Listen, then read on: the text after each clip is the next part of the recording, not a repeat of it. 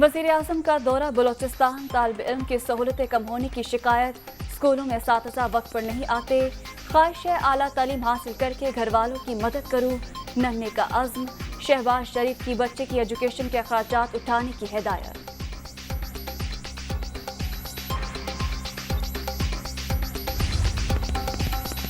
परवेज इलाही से कहा, आप इमरान खान के बजाय काफली के उम्मीदवार बने। पीटीआई चेयरमैन ने मुनिस इलाही पर बददियानती के इल्जामात लगाए थे। शहबाज शरीफ और आसिफ जरदारी खुद हमारे घर आए थे।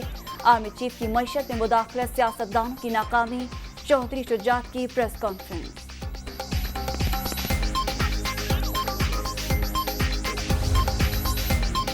और आर्टिकल 175 में तरमीम का बिल सेनेट में पेश, जुडिशल कमीशन में जजों की तादाद ज्यादा चाहते हैं, 4 और 3 का तनासुब हो।